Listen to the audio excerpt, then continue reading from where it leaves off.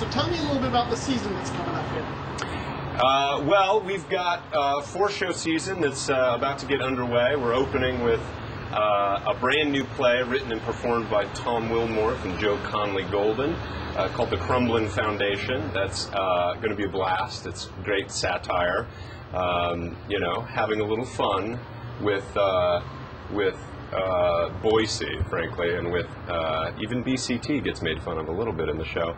So nobody's safe. It's going to be a good time. These are the guys, of course, that are known as the Fool Squad, who do the green shows out at the Shakespeare Festival. And would you say the Crumbling Foundation's comic tone is similar to what you would find at the Fool Squad? Yeah, it's sort of a combination between a Fool Squad show or a green show and, a full. It's a full-length comedy, so it's got a lot more to it. It's got a plot.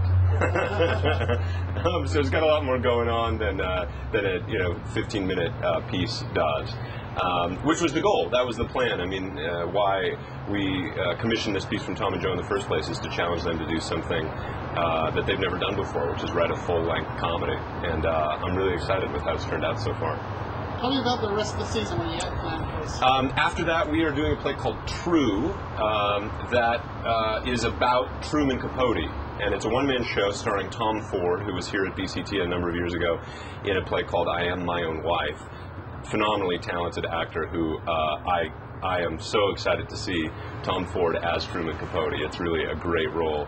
And it's sort of about the turning point in Mr. Capote's life when he was starting to become as famous for being famous as he was for being such a great writer. It's a one-man show, just Tom on stage, and directed by Drew Barr. Really phenomenal piece of theater that was a big hit and won some Tony Awards back in 1990 when it first ran on Broadway, starring Robert Morse, who's sort of had a comeback in Mad Men recently. Robert Morse won the Tony for Best Actor and some other things, but then the play kind of went away, and the woman that wrote it didn't allow other performances for a long time. So we're excited to reintroduce this play, to the American theater, really, and we'll see. Hopefully, it's got a long life after BCT's production. Yeah. After that, we've got a brand new play, another world premiere called Norway, written by a very talented young playwright named Samuel D. Hunter, who's originally from Idaho. He grew up in Moscow. We've done readings of a couple of his plays, one called I Am Montana, and then an earlier version of this play when it was working under the title Atlasing Sodom. And it's a really beautiful piece of theater with some piano music and 3 characters, and it really works as sort of a deconstruction of a coming out story. And is set in part in small town Idaho, in Lewiston, Idaho. I think it's got some really really important ideas in it, and also some beautiful storytelling. And then the last show of the season is another world premiere written by a very prolific playwright, very talented playwright named Eric Coble, who lives in Cleveland.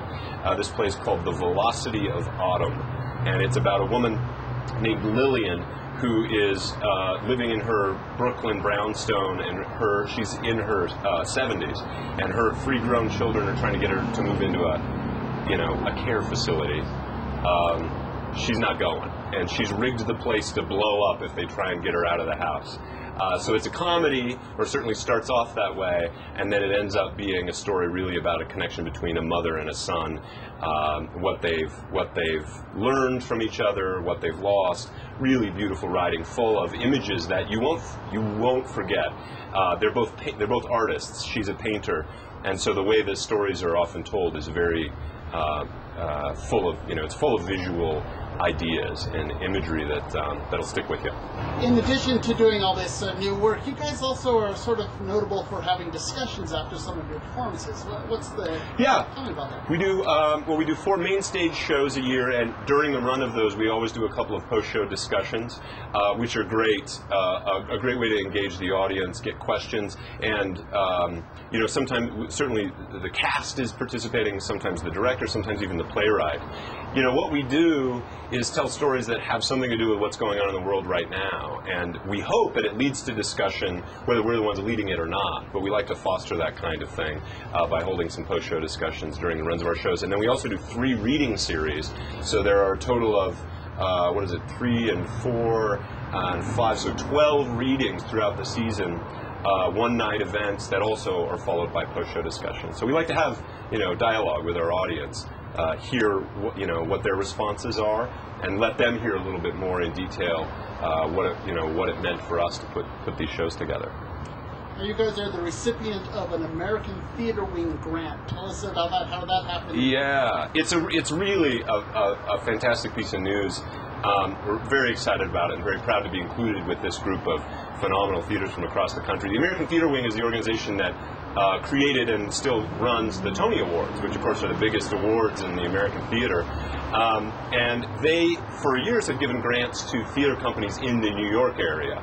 But for this year, they decided to broaden their reach and amplify the effect of these grants by making them bigger. So they were only going to give 10 grants. They're $10,000 each, and they gave them to theater companies across the country that are between 5 and 15 years old, essentially, with production histories that long. And we fall within that range.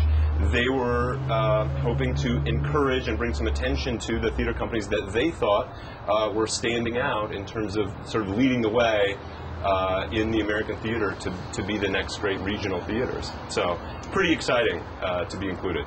Very cool. What will you do with the money? It's unrestricted general operating support money, so it just goes into the bottom line, which is great. Almost half the money that we make every year is raised money. It's contributed income from individuals, family foundations, corporate foundations, grants of all kinds. And so we're always needing to look for money, needing to ask for money. So this helps us out. And then finally, so I think a lot of people may know of Idaho Shakespeare Festival. I mean, there's a lot of theater in the Treasure Valley. Tell us why people should come see Boise Contemporary Theater if they've never been here before.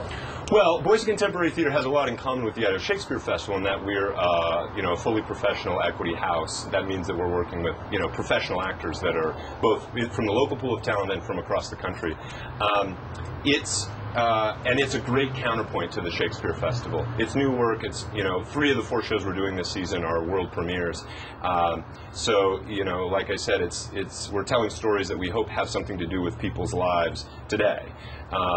And it's an intimate experience. The theater here is only 9 rows deep. The back row is only 25 feet from the stage, which would be, golden circle tickets and any number of other venues.